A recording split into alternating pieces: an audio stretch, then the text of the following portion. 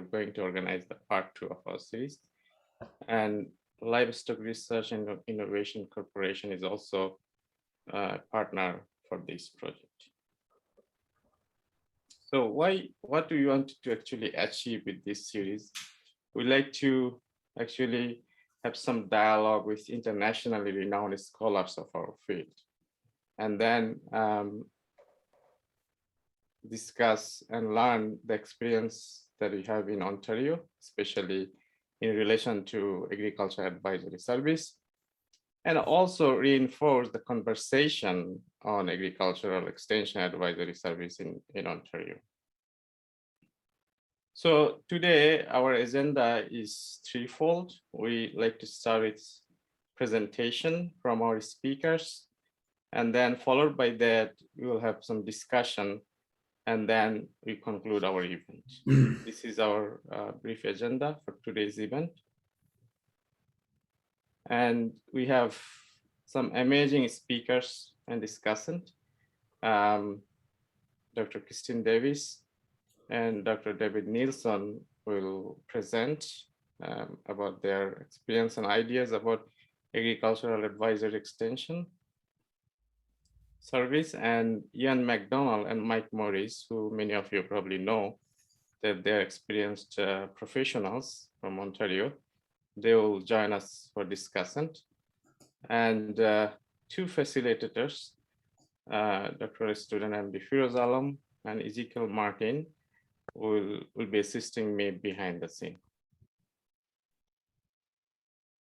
And I like to mention that this link will be shared on the chat box, Zoom chat box, and we will actually not monitoring the chat box, but for any question, and if you would like to engage with this event,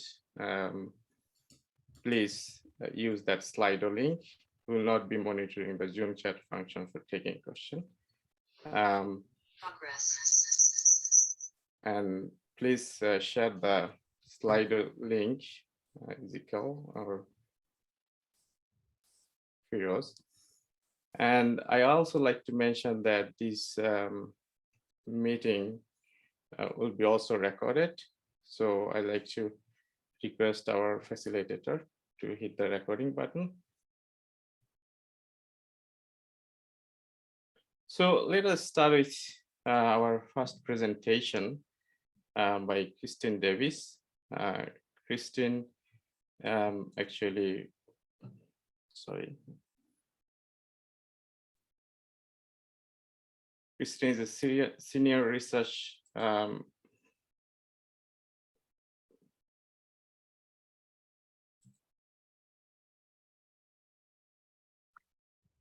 is some technical problem.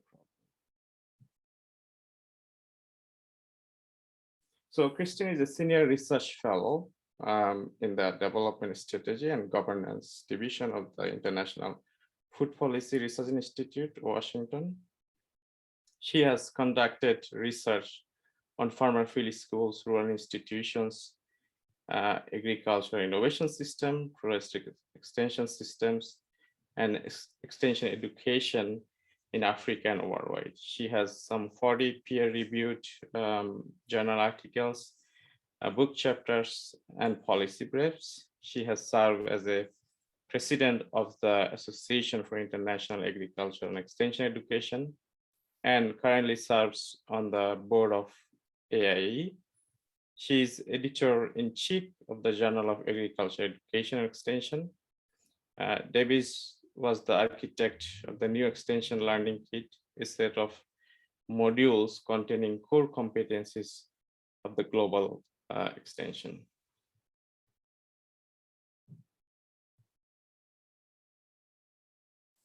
So welcome, Christine. The floor is yours. I think you have the function to share your slide. And yes. If you need... Hello, everyone.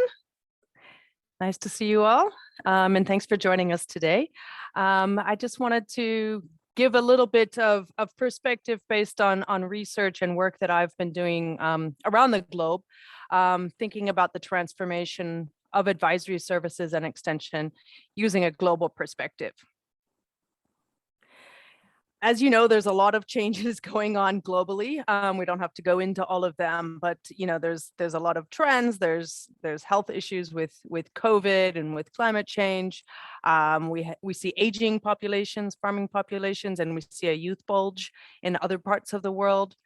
And extension and advisory services have roles in many of these crises and in helping their clientele to cope with change.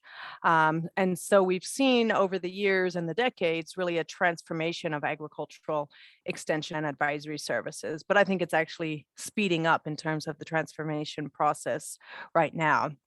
We draw insights for this presentation from some sets of data as well as literature. I've provided a list at the end if you'd like to go and read some more about it afterwards. What I'm going to cover today is really a transformation in terms of attitudes, beliefs, and paradigms regarding extension and advisory services. A lot of changes with regard to the methods themselves of how clientele are reached in extension and advisory services, and then actual changes or transformation of extension organizations themselves. This is probably not something new to you, this change and change of thinking from the linear transfer of technology or diffusionist approach from research to extension to farmer in a treadmill or a pipeline approach, to the more participatory, farmer-led, demand-driven, farmer-first approaches. And what we see today, the figure sort of on the right, the more complex agricultural innovation systems approach, which really focuses on the different actors and their interactions, and the view that innovations and technologies and new practices come from anywhere within the agricultural innovation system or value chain, not just from research. And all of these, of course, affect the methods and the objectives of extension as it's employed. So looking at some research that we conducted in actually a number of countries, we started the research in Argentina, Chile, and Brazil, but we also conducted it in New Zealand, South Africa, Nigeria, and I believe parts of India. We looked at different types of extension agents. What are their beliefs, their personal beliefs about their function and their job and so forth? And so this just shows some of the 4 results. This paper is available online. We have, first of all, the socially engaged extensionist. This person is sort of focused on supporting farmer organizations. There's a big focus on natural resource protection in countries like Australia. On the other side, we have the more person that's sort of focused on agricultural production and business. There's a focus on modernization, a focus on entrepreneurship, and so forth. We also have the pro-poor extension agent. This person is really focused on, especially working with projects that are helping poorer farmers, resource poor farmers, and so forth, and using these small projects to strengthen their livelihoods, even to facilitate their access to basic services. And then another type of agent that we saw was the commercial productive knowledge sort of agent, focused on training subsistence farmers and again, strengthening livelihood strategies. So this is some of the research that's looking at, how are extension agents viewing themselves and how are they different across countries. So it doesn't look at the trends and how they've changed over time, but I think that this has happened quite a bit as paradigms have changed as well. If we look at what they perceived as the most important extension objective when we take a comparison of the different countries. I know there's a lot of data on this table, but we look at these different objectives, the modernization objective, where we see quite high focus there for South Africa and for Nigeria. Whereas if we look at inserting farmers or integrating farmers into commercial value chains, countries like Australia are very low there, but they're very high on the other hand in Australia on the protection of natural resources and management of natural resources and so forth. If we look at the entrepreneurial and business capacity of their objectives, we see a range here of approaches, higher again in Australia, but also in Nigeria. And then the focus on creating and strengthening farmer organizations is very high in the Latin American countries. So we saw those higher rates in Argentina and Brazil. So that's just to take a look at how they view themselves, their objectives from a personal perspective in their work. And we've also drawn from a book on agricultural extension that was produced last year. We have a global review of advisory methods that actually looks all across the globe, at how those have changed over the years. And we show there that, a lot of traditional approaches still remain, and they're still very important. Even as we talk about digital and so forth, group meetings, demonstrations, farmer field schools, radio, that's all still important. At the same time, we do see a focus on more market-oriented approaches. And of course, the digital approaches to extension are rapidly increasing. The chart on the right just shows in 3 countries, Argentina, Chile, and Colombia, some of their focus. Again, that big focus on group approaches in the Latin American context, some use of mass media, still the individual approach, and so forth. And then if we look across the countries of the preferred methods, again, we see that there's still a focus on the individual approach in South Africa and Brazil, the group approach in Argentina, interinstitutional coordination, which is acting like a broker, is quite important in South Africa. And then mass media, not much used except in the case of Nigeria. So those are just some of the findings we have from different countries around the world with regard to sort of their how they see themselves, how they see the objectives of extension, and what methods they prefer to use, which of course stems from those sorts of thinking about what is extension all about. I mentioned the digital trends. So there's a lot of trends, there's a lot of opportunities with digital technologies, digital tools, and so forth. So there's the use of information and communication technologies to reach marginalized groups. And you don't even have to think about, smartphones or some sophisticated device, even something simple like the talking book where you're, winding up to power the thing and it's telling a story in a local language. Radio, of course, that's also, a traditional method that keeps on continuing. What we see around the globe is this tightening of budgets. There's less funding in many cases. There's also greater calls for accountability, and many organizations are using digital means to measure the performance, to monitor the performance of extension staff. As we get greater sets of data and think about the knowledge economy too, that gives us a lot of opportunities in how we can outreach with extension.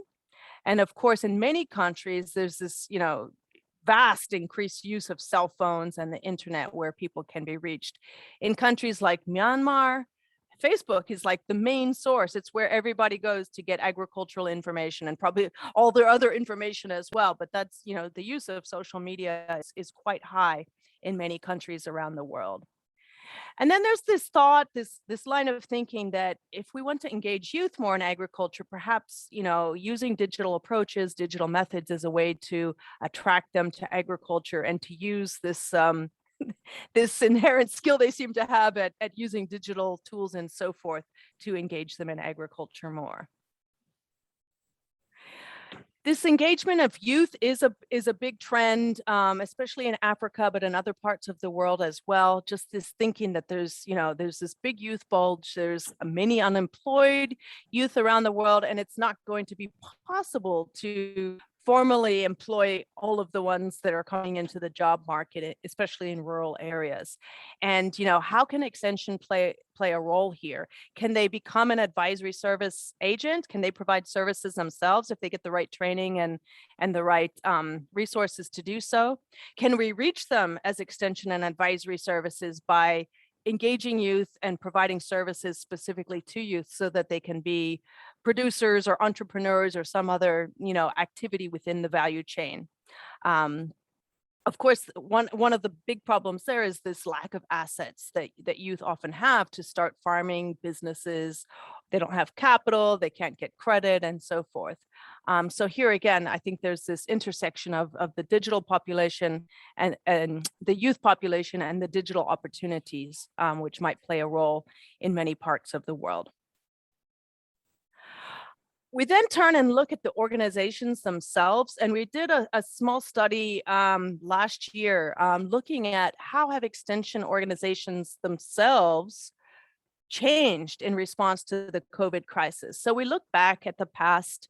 How did extension organizations change and modify, conduct organizational innovation or change in response to things like Ebola, the HIV/AIDS crisis, pest outbreaks and so forth? How did extension change? And looking at this, then bringing it to the COVID situation and seeing, how much change has occurred as a result of the COVID-19 crisis. And it's a lot bigger change in these cases. And we show a few examples here, and this is probably the same all around the world, but in the USA, of course, this offering of virtual programming, aggregating information, but then also working with local partners to provide services to vulnerable populations, innovating in terms of moving from a face-to-face auction to something online, a tele-auction format. Similarly, China really moved to this digitalized, cloud-based agricultural extension service, both to share knowledge, get knowledge to their staff, but also to help manage the staff in China as well. In Malawi, too, there's a big extension system there, the public system, and they really switched to online platforms, starting to use Zoom and WhatsApp and holding virtual agricultural fairs, things like that. And then in the case of Iran, we really saw extension staff bringing to bear their vast expanse across the country to help with public awareness and to continue to reach out to their clientele, but to use social distancing, more social media, mass media, and of course to use more electronic devices instead of meeting face to face. So what we saw here in this paper that we published last year was that there was been a lot of innovations in response to COVID-19. The goals of extension have remained the same. So I think extension and advisory services really have a service orientation paradigm. That's how they think, is that we're providing services to the clientele.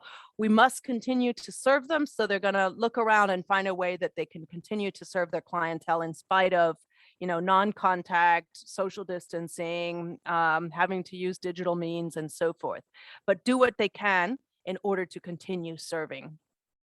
In the main, they've modified their technology. These are the components of an organization. If you talk about organizational theory and so forth, they modified their technology, their structure, the participants, and the services.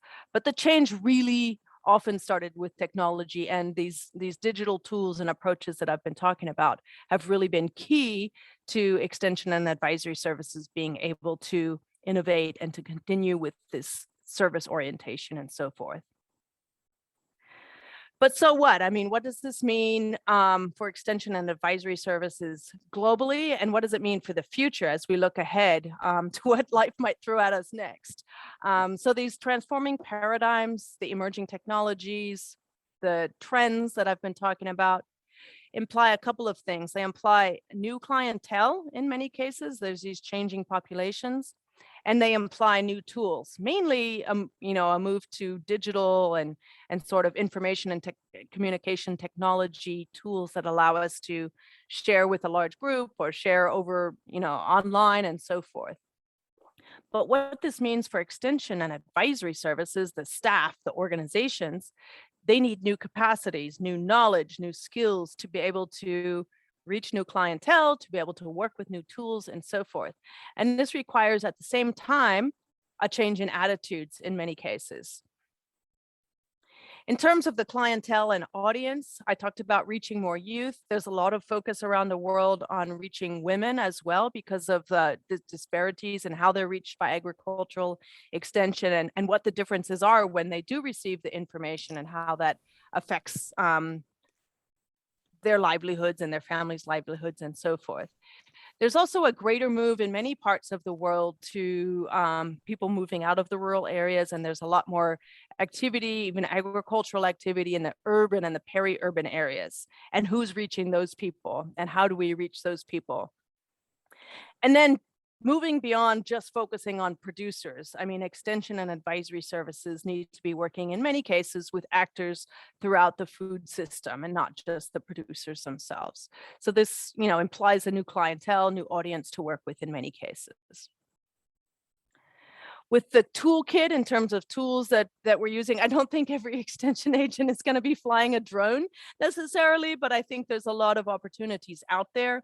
There's in South Africa, we use the DigiPen, the digital pen, to report back and to keep your supervisors up to date on where you are and what you're doing and so forth. There's a lot more use of smartphones and tablets. Apps and big data all offer opportunities, and extension staff will need, of course, skills and knowledge to work with these digital tools as they help them to serve their clientele.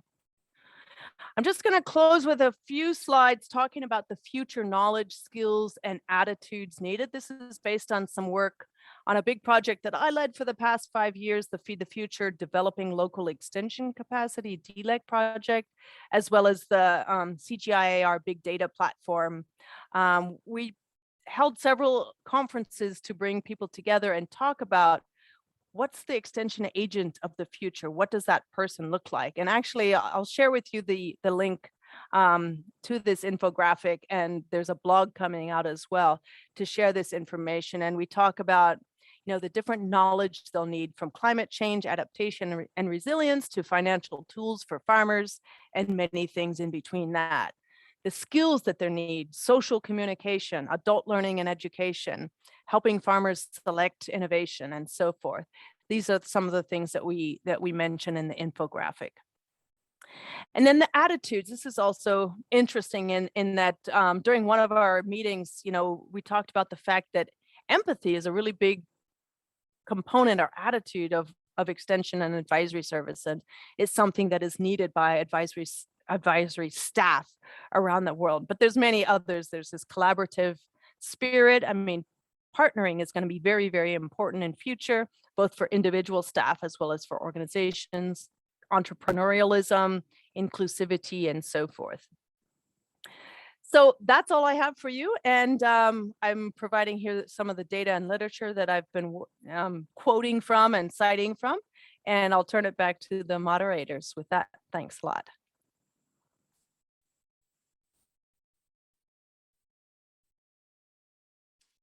Okay, thank you, Christine, for very interesting presentation. I think it really opens our eyes to different avenues of extension and change. Yeah, and we will have some time for discussion later on in this event. Now I'd like to invite Dr. David Nielsen. David is the Senior Advisor to the North American Agriculture Advisory Service Network. He's a development economist with a focus on agriculture and rural development. With nearly 30 years as lead agriculture economist at the World Bank, Dr. Nielsen work in agriculture development has been global in scope. Dr. Nielsen, for many years, led the World Bank sub-projects in agriculture research in Africa. He also led Agriculture Extension Advisory Service Program and the revival of World Bank support for the development of human capital in African agriculture. He holds a PhD in agricultural economics from the University of Chicago and MSc in agricultural economics from the University of Minnesota. Welcome, David, and the floor is yours. Please, our facilitator, please help him to share the slide.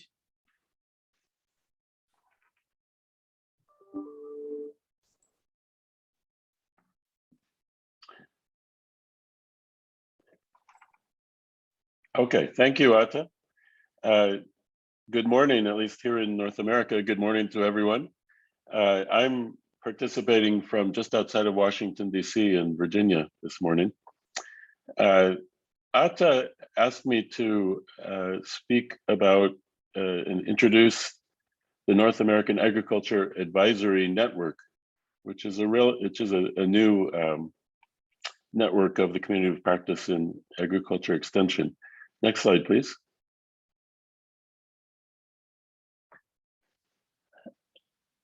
The North American network was preceded by about 10 years in the establishment of a global forum for rural advisory services, which was established in 2010 in response to a demand from what they call RAS. This slide came from them, the Rural Advisory Service stakeholders. So there was a perceived need for a global platform for extension people around the world to break the isolation they felt from each other, to offer more networking for people all around the world working on extension, to provide knowledge and best practices and global experience, and to gather and make those materials about those things more accessible to the global community, and to influence public policy and investment in extension. So there was a feeling that we needed a global voice for extension that could do all of these things. Kristen, our first speaker, was the first director of Global Forum for Rural Advisory Services, starting back in 2010. And we worked very closely together in that, as when she had that job. I was the chairman of the board, the first chair of the board for that agency, and we worked very closely together. And I think you'll see that's reflected in our remarks. We're thinking along the same lines in many ways. Next slide, please. The Global Forum has, I think it's 18 networks worldwide, regional networks they're called. And here's a depiction of them. You can see they cover virtually all, the entire world. And you'll see on the North America, there is the North America Agriculture Advisory Network. Next slide, please.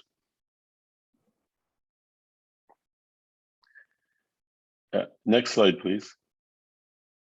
So the North America Agriculture Advisory Network, the NAN, how it got started. The GFRAS in 2019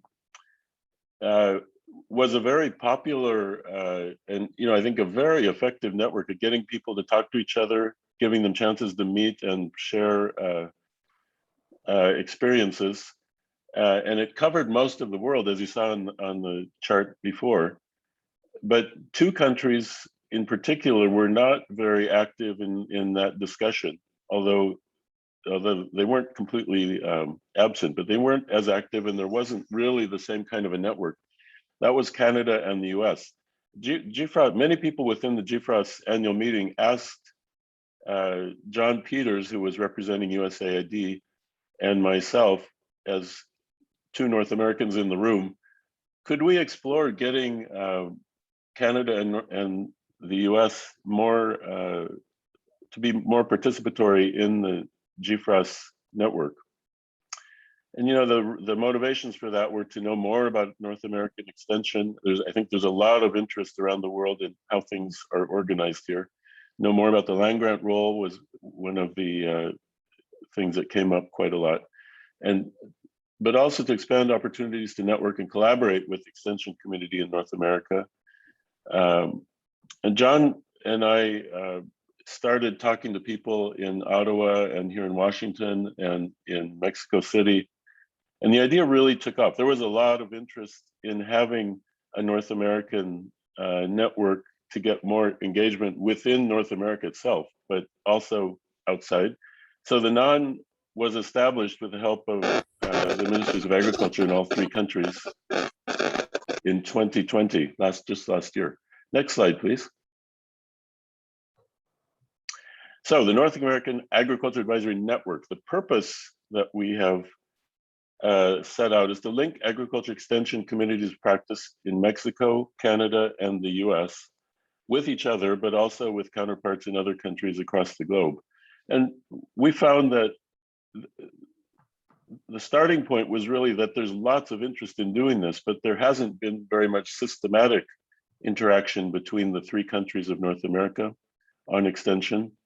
And there's been lots of individual engagement between individuals in North America and other parts of the world, but not so much systematic institutional engagement. So these were very high priorities for people in all three North American countries. And this is the purpose we set out for each other. Next slide, please. So we've followed GFRAS and many of the other regional networks in establishing three core functional areas for the North American network.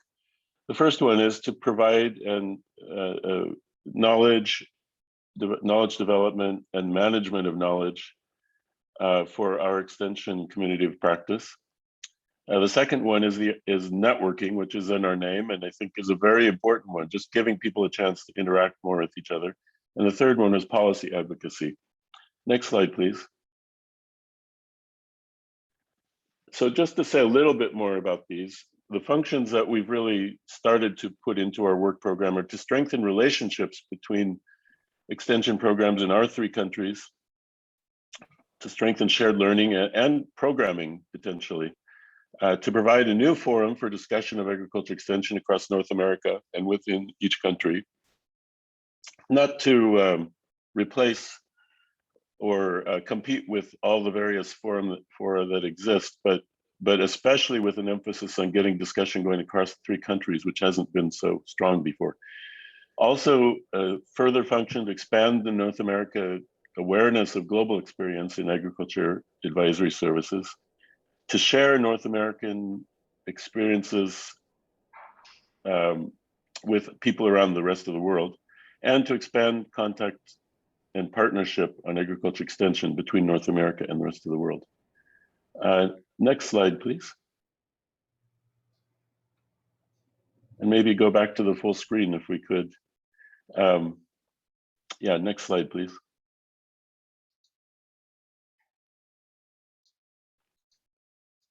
There we go. Thank you. One back, please. There we go. So we have the three areas, or the three functional areas, but we also have chosen thematic areas to focus on within our functional areas. So we have knowledge management, we have networking, we have policy advocacy, but some of the themes that we intend to focus on include the role of extension in biodefense. You know, just as one example of that here in North America is our concern about African swine fever and how to deal with that potential role of extension. And in managing the effects of natural disasters is another area where there's a lot of interest in the North American community for using the extension programs. Second thematic focus is on really focusing on and improving soil and water management in our agriculture sector. And the third thematic area is building skills and career development for youth. And I think this is something that, especially in Mexico, but in all three countries, really, there's been a lot of interest in how can extension do better on that. Next slide, please.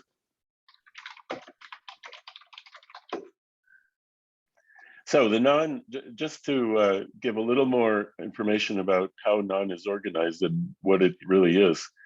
I've told you about our functions, I've told you about our thematic focus. The institutional structure includes a steering committee.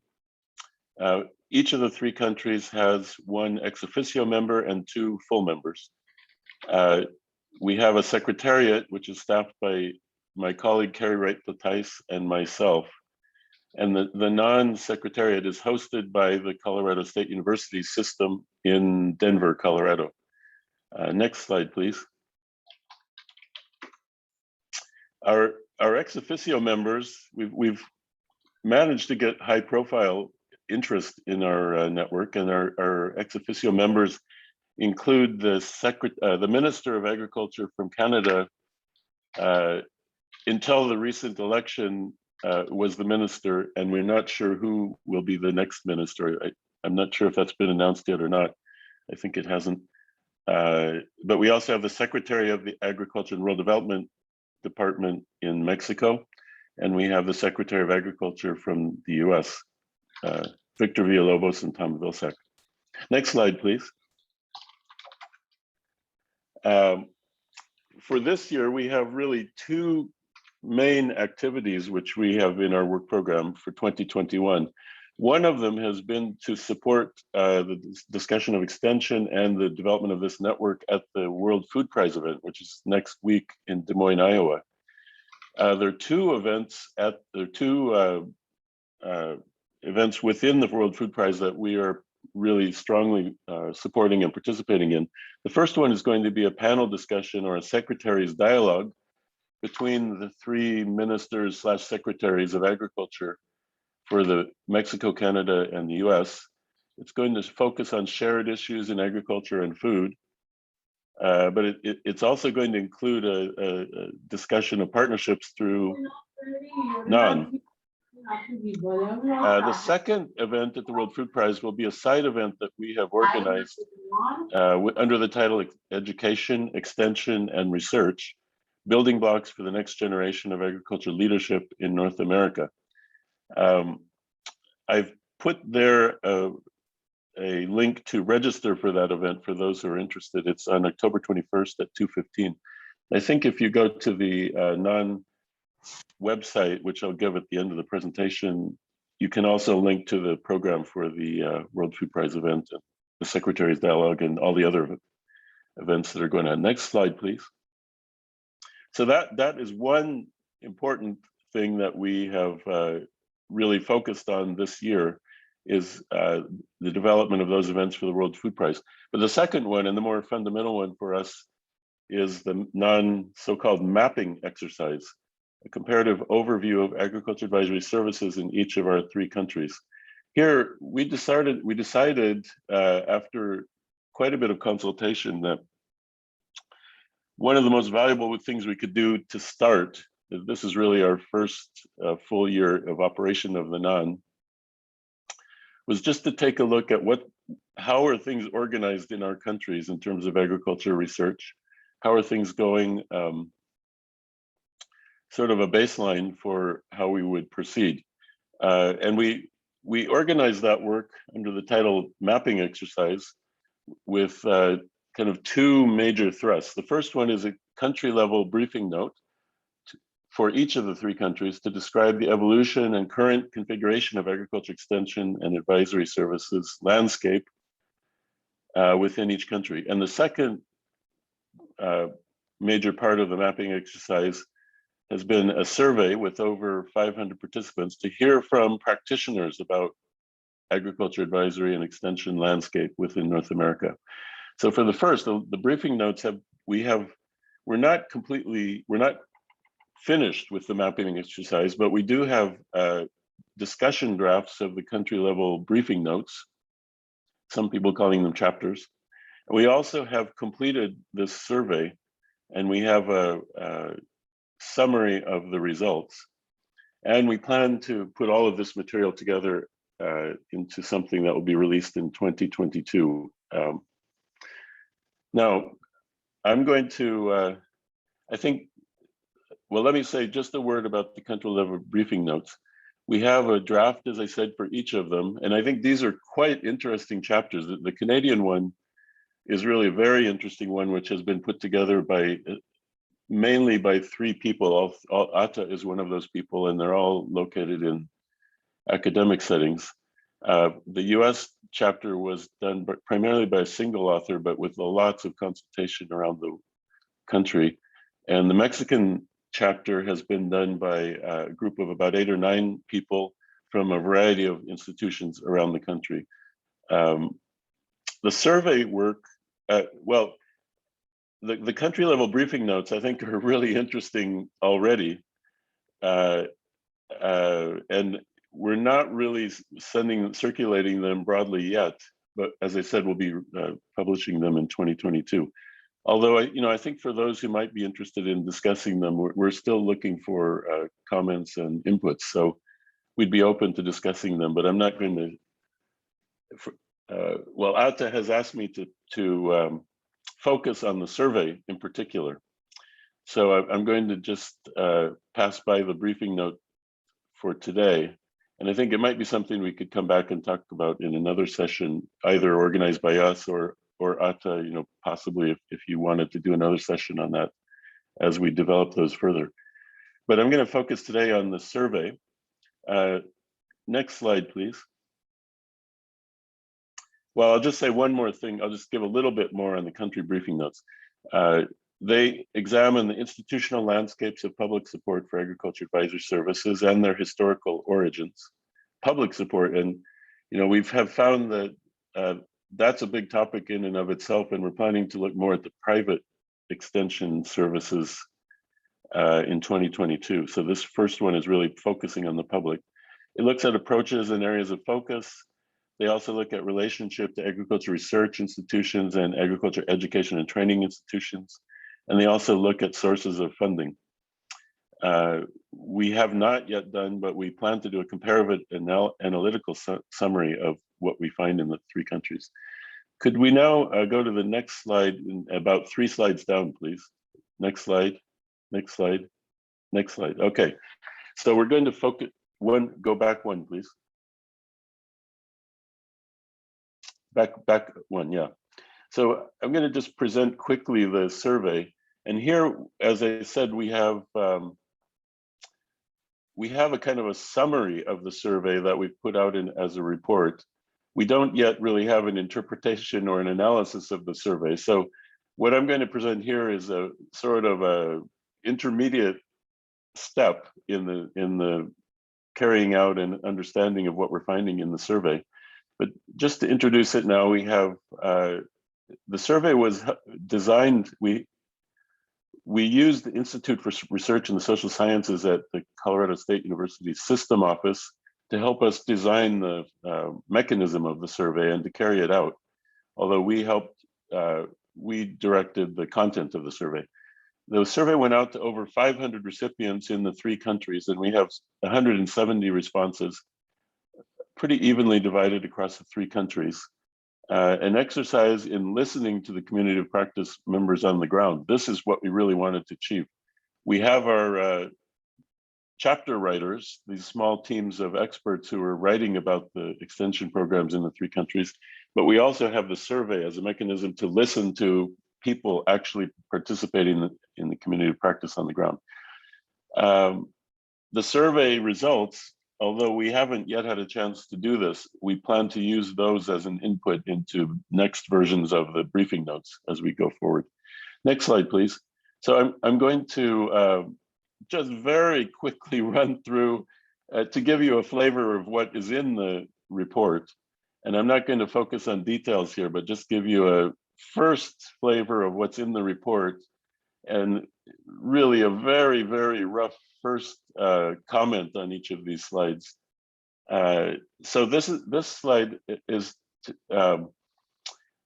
one of the areas we highlighted is I told you we have 3 thematic focus areas. One of them was the biodefense, biosecurity, and management of natural disasters. So with respect to that topic, we had a series of questions about, what is the extension program in your country doing, or in your province or state or county? What are you doing in these areas?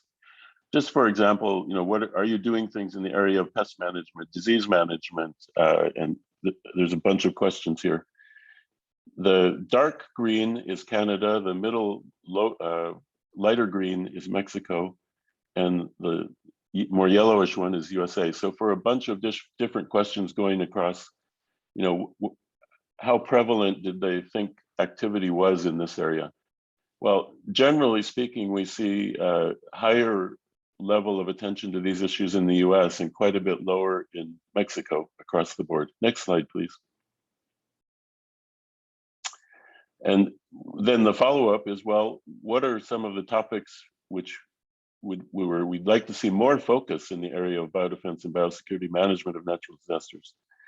I think these are some of the areas where recipients said we really would like to see more attention to several issues here. And I think it's notable that in both Canada and Mexico, there's a strong interest across the board here in more attention. Next slide. Thank you.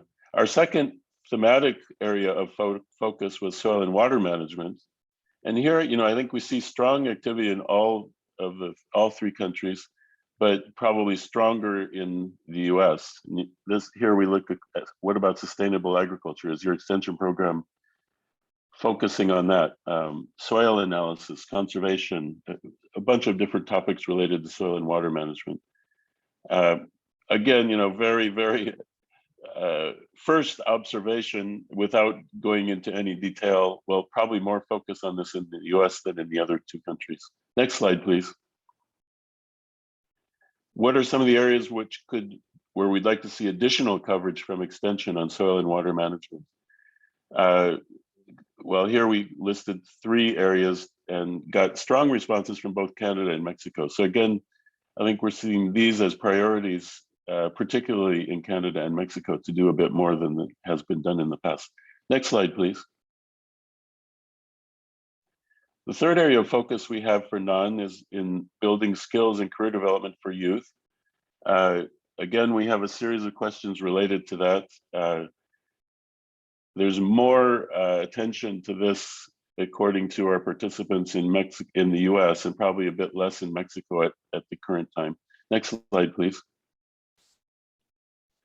And what are the areas in terms of youth development where you'd like to see more attention from the extension system?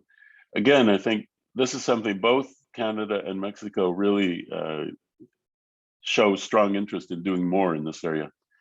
Next slide, please. So just moving on to a couple of other areas we touched on in the survey. What about extensions support for topics other than farm production?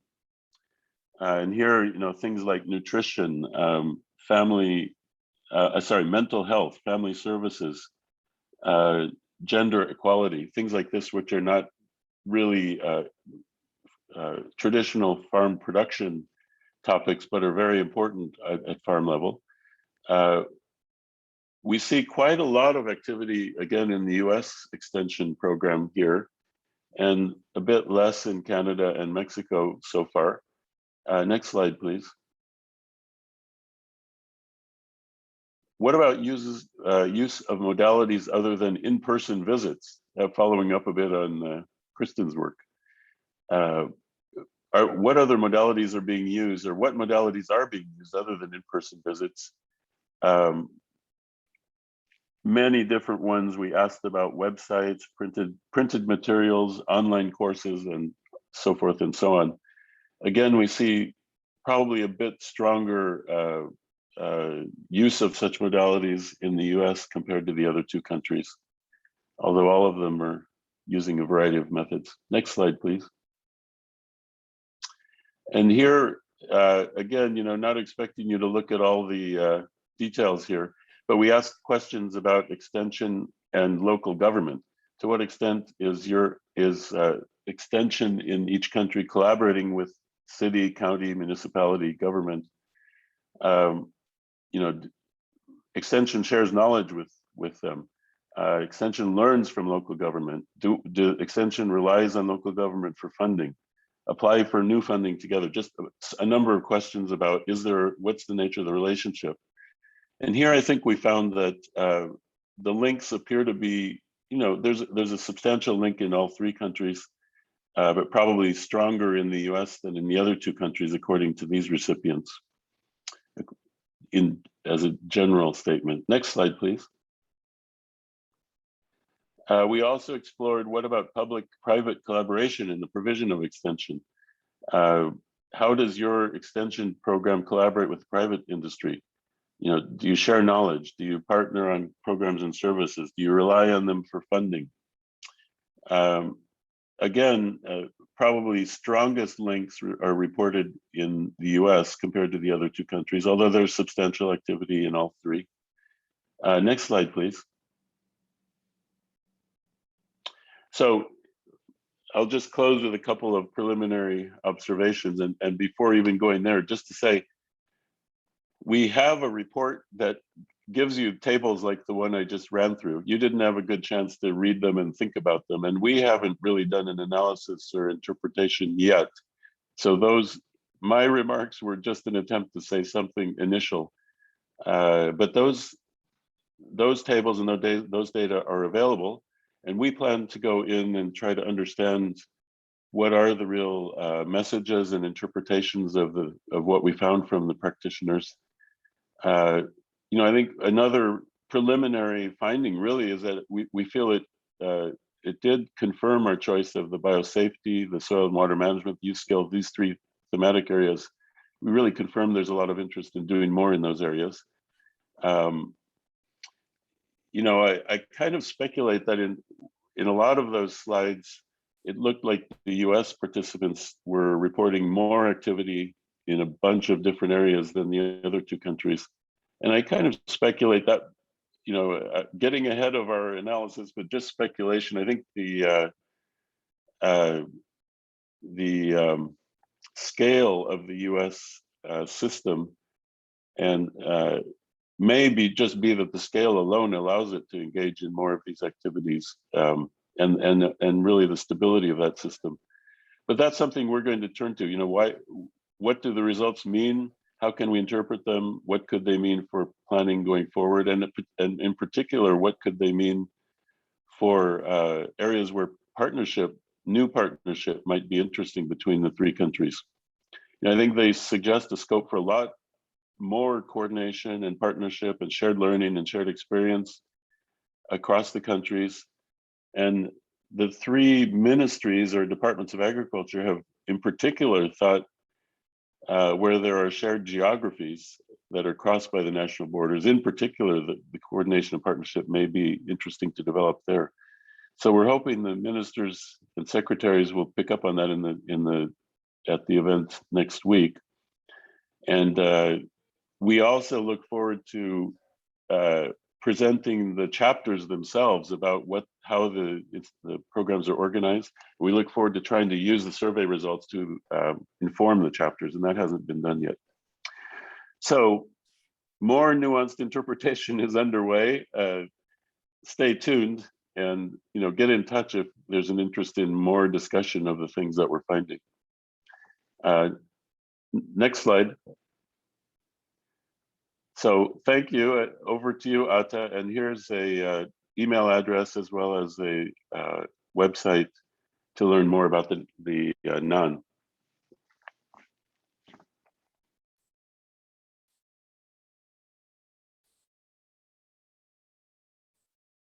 Okay, thank you, Dr. David Nielsen, for your exciting presentation. I think this is a new platform that started, and you have shared a lot of insight about that. And we will have opportunity to discuss in our discussion session. Dear audience, I think we are 5 to 10 minutes over time. Hopefully we will be able to manage, but I think it would be good to take a 5 minutes break, bio break, and return at 11 o'clock. Stay tuned. There are two very experienced discussants who will actually have some conversation with our speakers. And you have the opportunity to ask questions using the Slido link shared on the chat box of Zoom. And we will monitor that Slido link and take your questions. See you in a bit, in 5 minutes. So let us go to a bio break.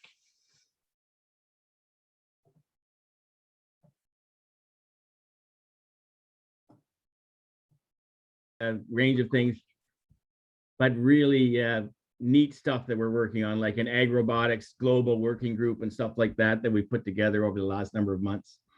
And so, I have been in the ministry 20 years, and I was in ag chemical industry for 20 years. And in the extension service, I'm probably the old guy. So that sort of might bias some of my talk. So just so you know that. And secondly, I sort of flip from being an optimistic pessimist to a pessimistic optimist on a daily basis. But I guess a couple of things. Kristen, I was really intrigued with your slide 4, changing paradigms, and the difference between sort of the developing world and the developed world. We still, in both those scenarios, we have to change those paradigms. And so how do we address those paradigms when everybody says they love to change, but they don't really want to change themselves?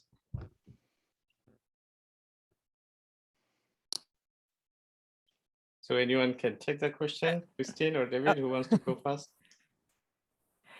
Thanks, Ian. Yeah, I'm sure David has something to say too, but that's an excellent point, because I think what a lot of people have done is that they've just changed the language, they talk about agricultural innovation systems, but at the same time, they have this mentality that cool. Sorry, my kid's here. That people, they have the same mentality that everything comes from research, and that's where the answers all are. So I think that's what has to happen, is there needs to be continuous change. Do you want to take that, David? Well, it's interesting for me working a bit with North American extension now, after decades of working with some of the countries around the world that are poorer. And a lot of the institutional issues, I guess you could say, or approach issues, are very similar, even though farmers are operating in very different contexts. And I think programs that are more listening to farmers and are more about building critical thinking skills and building ability to ask the right questions and understand the situations and have more access to information they require more than just the old traditional having one person have a one-on-one meeting with farmers. And there's so many variations on how to do that around the world. And it's interesting that it's a lot of the ideas are pretty similar in even the poorer countries as they are in the wealthier countries. I think I see one difference that I see looking at the poorest countries and looking at Canada and the US in particular is the much more prominent role and much more stronger connection with universities than we see in a lot of the systems, which I think does bring a lot of more holistic thinking maybe to the extension guys, and the extension staff have so much access or exposure to all kinds of stuff that the extension staff in some of the poorer countries haven't usually had. And that's kind of a very interesting element for everybody to think about more, I think. And another area that's of interest to me is the struggle between how to deliver extension services, whether it's the developing or the developed world, in the balance of public versus private good. And the how do you, like, to me, you can't balance the productivity side and the environment side at 50-50. They both got to be 100%. And so how do you do that? And I'd be interested in any comments you have on that.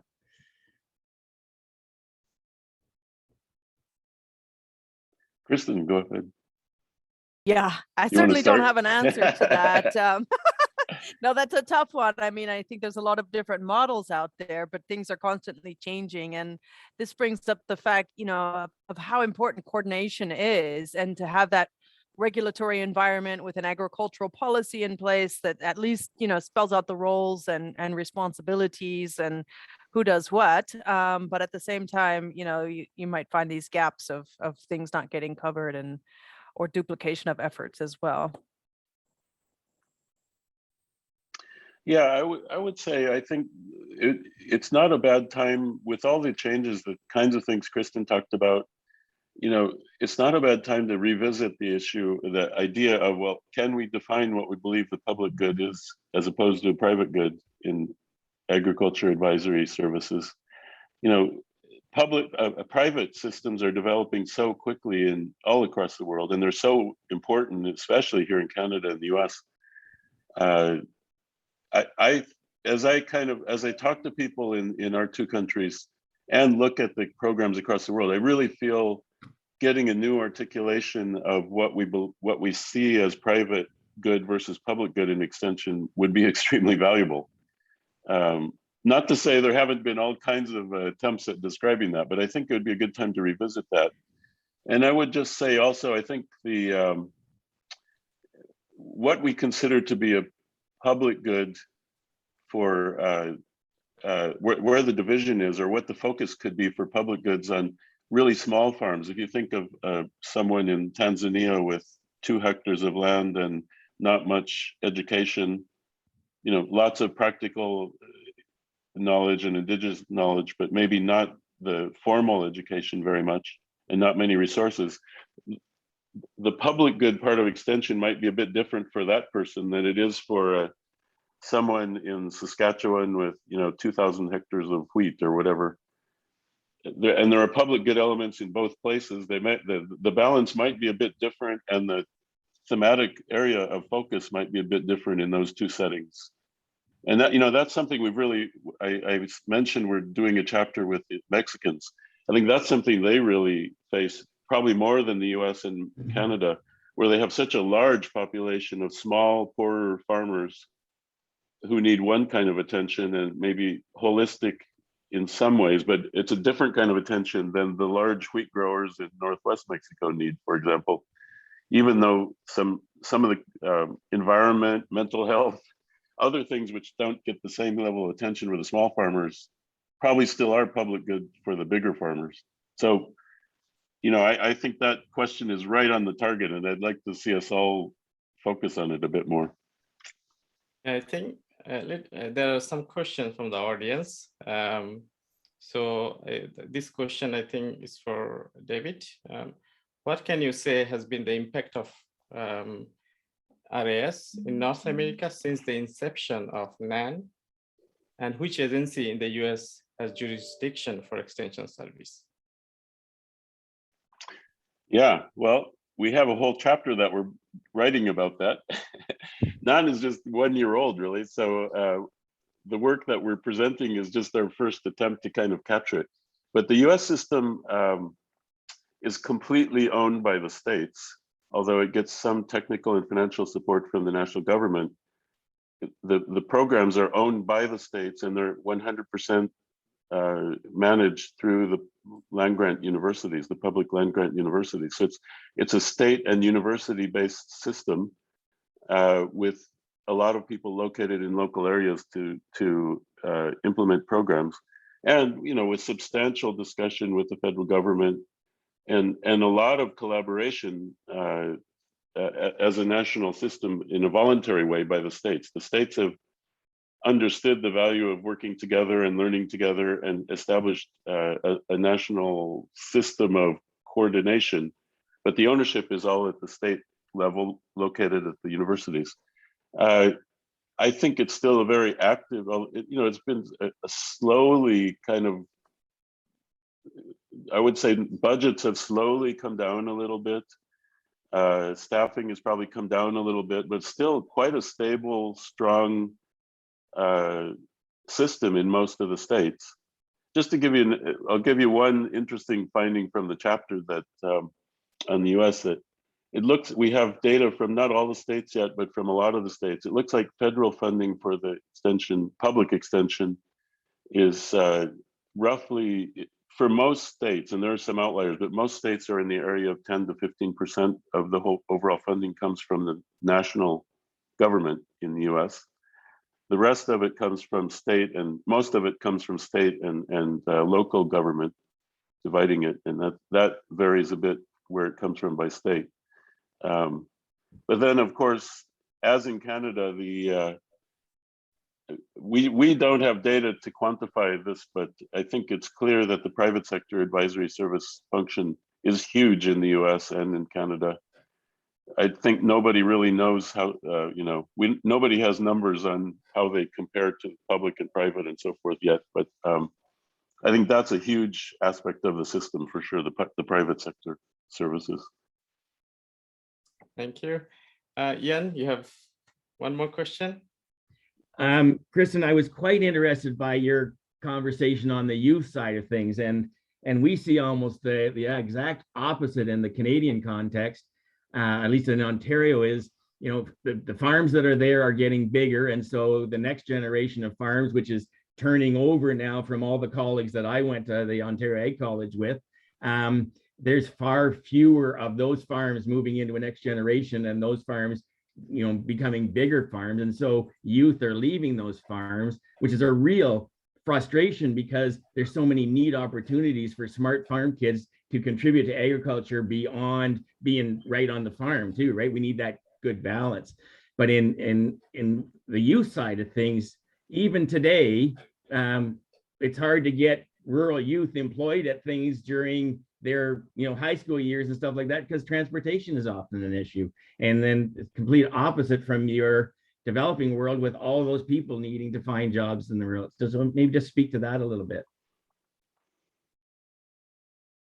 Yeah, thanks. I mean, I think the issue of, attracting youth to work in agriculture and on farms is the case around the world. I mean, a lot of people go for opportunities to cities or even to other countries, just, for different areas, because they're not interested in doing what their grandparents did, because they view it as old fashioned or not cool, or, there's just no opportunities in many countries. So, I mean, as the editor of the Journal of Agricultural Education and Extension, we get a lot of papers talking about this issue of, how to keep people on the farms in Ireland or other countries like that, because, why should I do that? And I think, I don't know, I wonder if we're going to see like a reversal of that, just, due to things like the COVID-19 crisis and people, wanting to get back to their roots, or, do something to feed the world and things like that. But it's certainly an issue wherever you go, and it just has to be, something that's addressed. Thank you, Christine. So with that, we'd like to conclude our discussion. Thank you, Yan, for your contribution. So now I'd like to invite Mike Morris from Livestock Research and Innovation Corporation to join us in the discussion.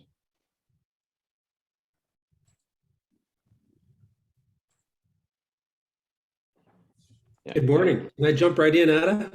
Yeah. Excellent. Well, thanks, Kristen and David. Very interesting. A little bit about me. I may look much younger, but I am the same vintage as Ian.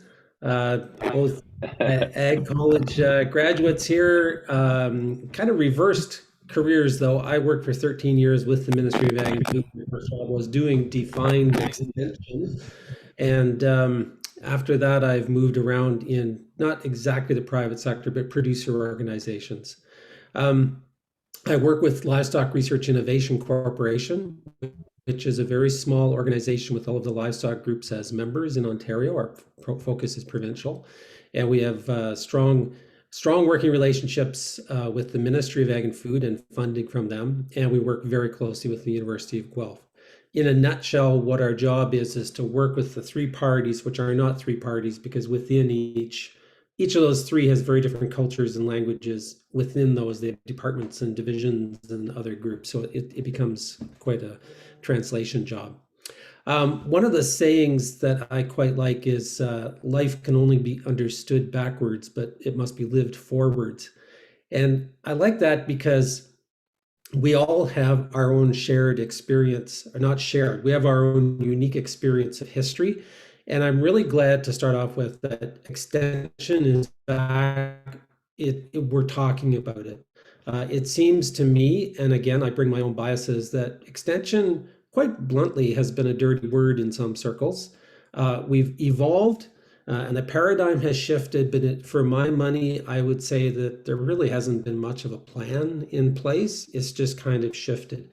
And so now you have parties that have moved apart in some respects, with those different languages and culture, those shared, or sorry, I keep saying that, unshared history. And one of the things that we're looking at in Ontario is, how do you bring a common understanding of history and some level of common language?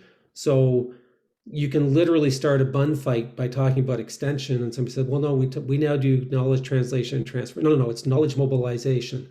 At the end of the day, that's kind of irrelevant, but we are finding ourselves having to move past that to get to the future. Have you found a similar experience in the other countries? I guess in particular, the developed countries.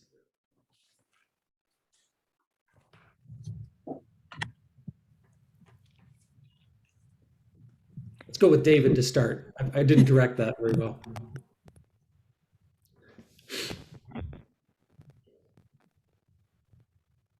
David, you're muted. Yeah, sorry. Like Kristen, I have other stuff going on in the background here, so trying to shield you with my mute button.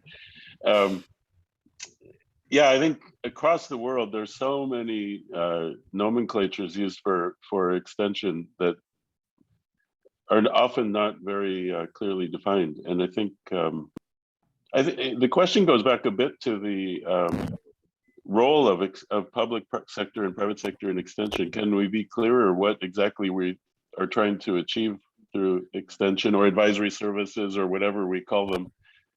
I think that is just how we talk about extension is quite challenging and often requires definitions and footnotes and all kinds of stuff up front in anything you write. But I think it's valuable to try and be clear. That I really believe it would be important to for the North American network, where we have 3 different situations: Canada, US, and Mexico.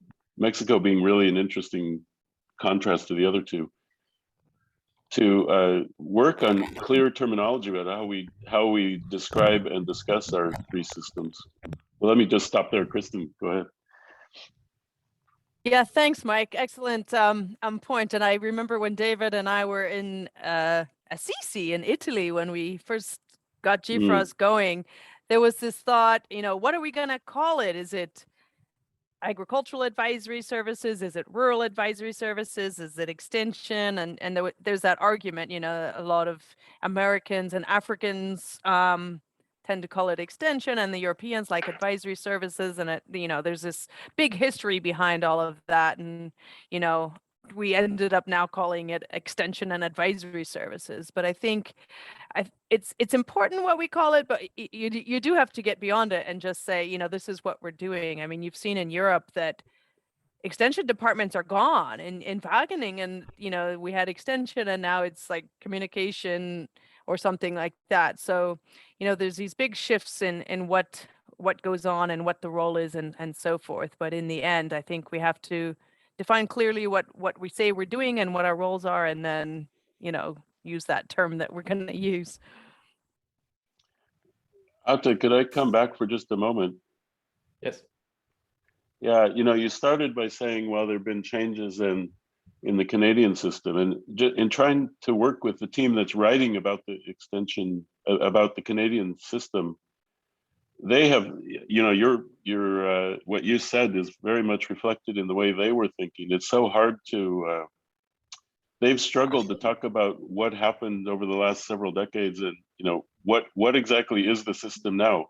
Sort of hard to know and hard to describe. So I think that part of your comment was, very much reflected in that team, including Atte, as they tried to describe what's going on.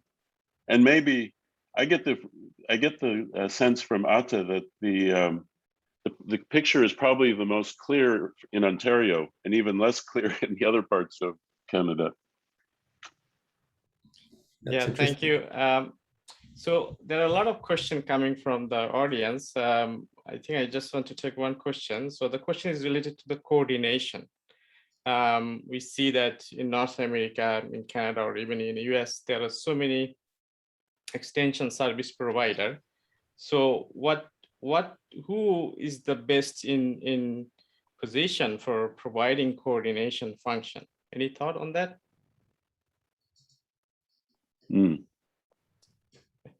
Which organization, or well, I can go first, Kristen. I don't know if you want to come in too.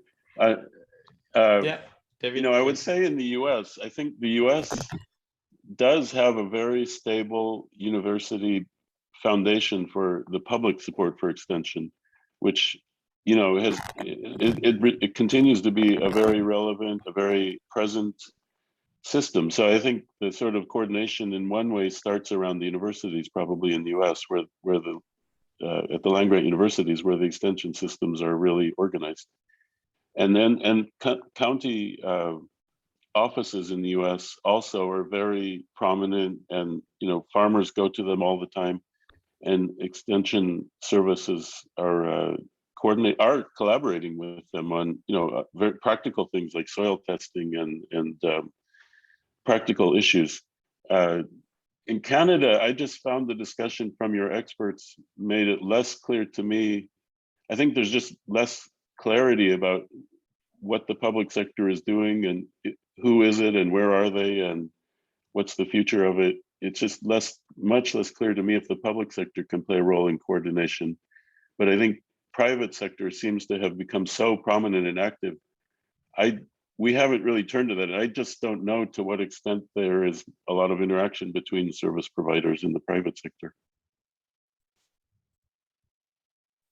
Mike? Yeah, thanks. Yeah, just on that, it's a little more nuanced in Canada with we work in livestock. So just looking within livestock, the dairy extension world has evolved very, very differently than the sheep extension world. Right. And so I gets to one of the questions I wanted to ask too is target. When I look back at when I was doing extension in the late 80s, I didn't think of it at the time, but one of the things that's happened since then, it's not unique to agriculture or livestock, but businesses, is that the middle has somewhat disappeared. You generally have large or small. So you've got Costco or a small niche shop. The middle is kind of gone. That has happened in farming. And I'm kind of wondering, was my target the middle back in the 80s? Maybe, I'm not sure. Maybe the big guys were going elsewhere already, and maybe the little guys weren't interested. So if I'm right in that, what's the target now? And how do we deal with the target issue? So again, I'm not sure who I'm asking that question of, but feel free to jump in. Kristen, you want to jump in? Oh, yeah, well, I mean, actually, North America is where I actually almost know the least about agricultural extension, but I see this issue of coordination as well as the targeting that it really needs to be done, and what's that role there? In terms of the targeting, I think your big data are going to help you a little bit. You can see, who's out there and what are their needs. We can get a bit more data on that. But yeah, it really involves you getting out there with your clientele and so forth, and also looking at the trends. I was just talking to a guy yesterday who's trying to put in place an ag policy unit at one of the American United States universities, and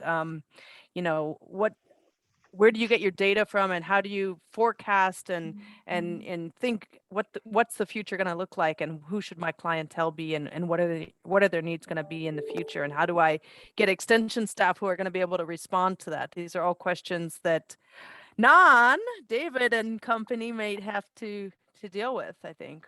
But yeah, getting back to that coordination question that was asked earlier, somebody also mentioned academia and their role, and I don't know if perhaps an annual conference of some kind is going to be useful there, because at least it would bring people together, provided it's attractive for people to come to. But perhaps that could be a start in terms of coordination, and you learn more what's going on and so forth. But it's going to be hard, I admit, to attract the public sector and the private sector, and even within the private sector, you're saying that the livestock people are so different. So I'm not sure, but that's one option to explore, perhaps. Yeah, I just wanted to mention that we are 5 to 10 minutes over time. Hopefully, everyone can stay tuned with us. Sorry for the delay. Yeah, just go ahead. Yeah, go ahead. One of the graphics you used, Kristen, had to do with the way I interpreted it, at least, was here's what you need to be an extension person. So I'm connecting that with this idea of an innovation system. And it's really encouraging to hear that, because our organization has an International Research Advisory Committee that we've got looking at what we've defined as Ontario's livestock innovation system. So we've identified that as funding, priorities, project management, extension, and commercialization. So we're looking at all of those aspects. And certainly one of the things that's I don't know, it's certainly in Ontario, is that within that system, there is quite a role defined for academia in getting knowledge translation and transfer. But if you look at that entire system, it kind of broadens out beyond that. So tying that back to your definition of the needs to be an extension person.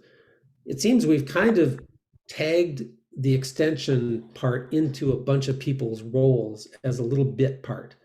But Mhm. is that the right way? Or, and I don't know enough about the American model, but it seems to me that you've kept more defined 100% extension people, which is quite different than I think what we've done in Ontario. Maybe talk about the pros and cons of each approach, if you could. Hmm. Yeah. David, you wanted to touch?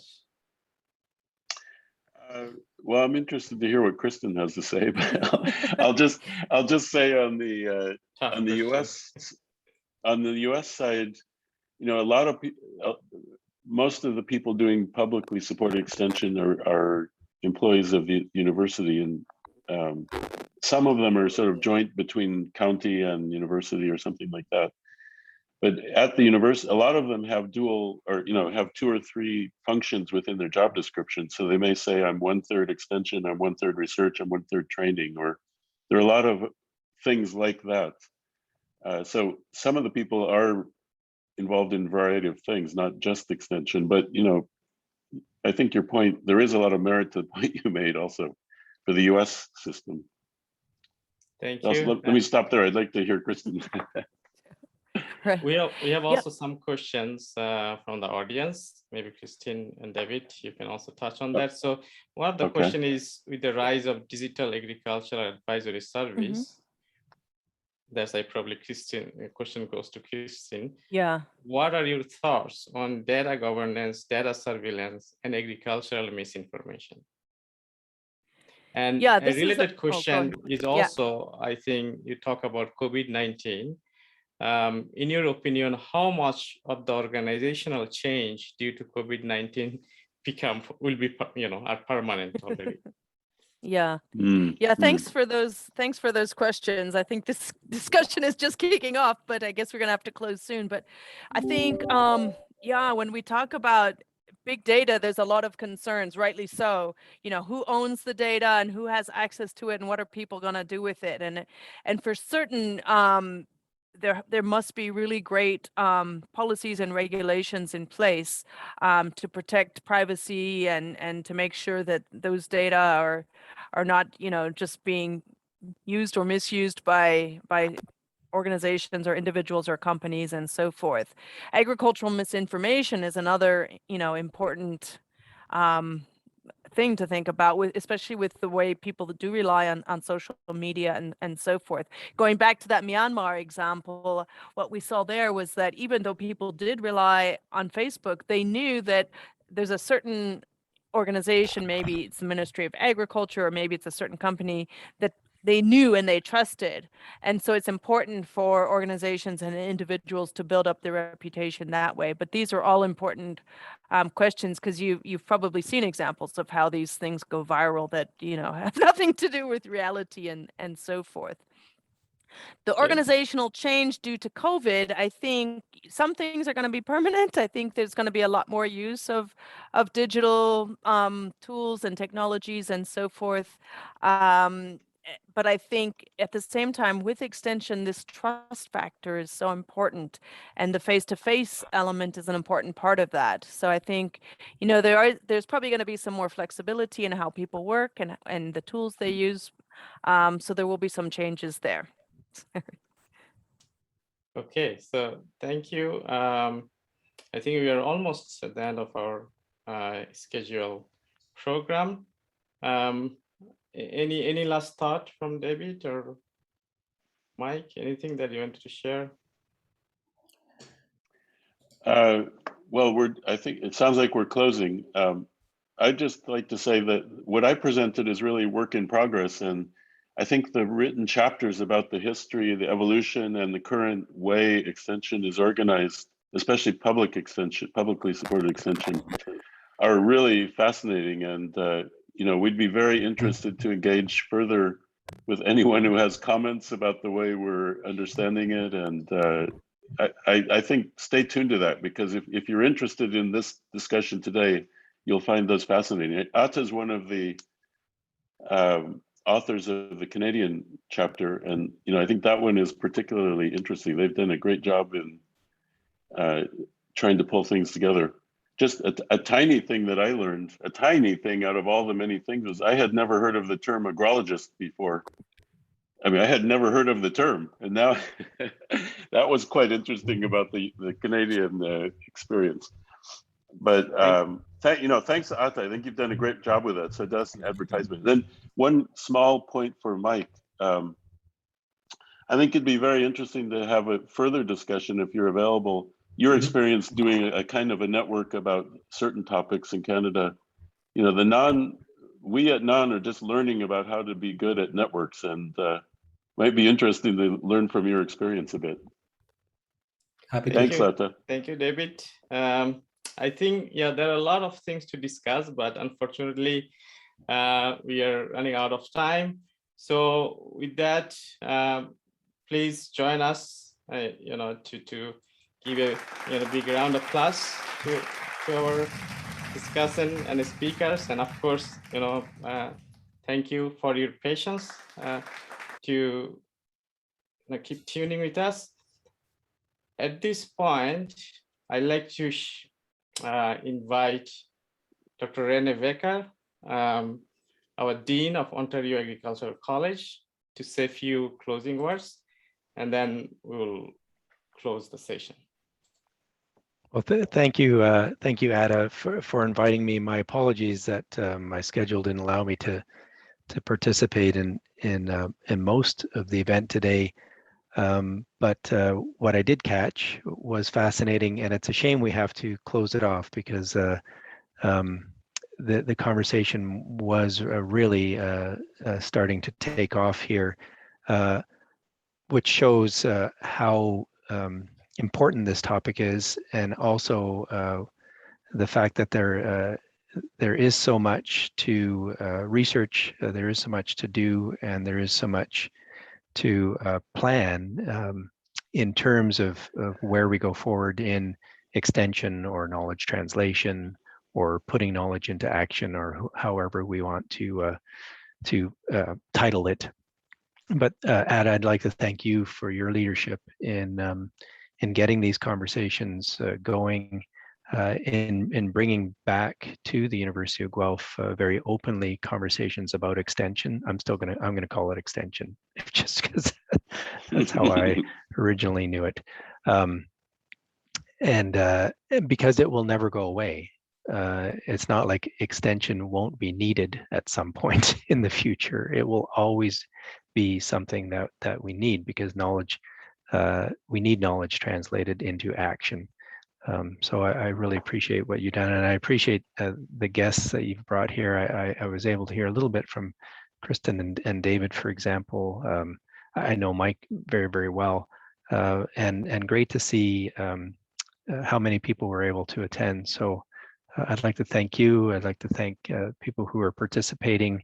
I know this says part 2. I'm really hoping that there are parts 3, 4, et cetera, and on the end of that, and to be in ongoing conversations. And I personally am interested in where I can, listening in on these conversations and getting a sense of how this topic continues to evolve, and what progress can be made. So thank you again, Ada, and thank you to everyone who was able to participate and attend today. Thank you, Rene. And with that, we'd like to close the event for today. And as Rene mentioned, that we have part 3, that is, we tentatively scheduled for winter 2022. So stay tuned. There'll be more discussion on that. Unfortunately, we didn't have much time. I really appreciate our audience, to bear with us. I think I see 7 minutes over time. So hopefully everybody will have a good day, and see you in our next session. And maybe, you can just open your camera and say bye, everyone, if you can. Thanks, Ata. Bye. Bye. Thank you. Bye. Thank you. Great. Nice Bye. to see you all. Thank you. Much appreciated. Hi,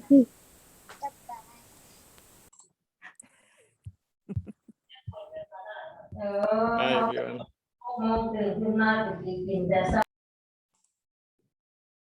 Hi everyone, Titilayo from Nigeria.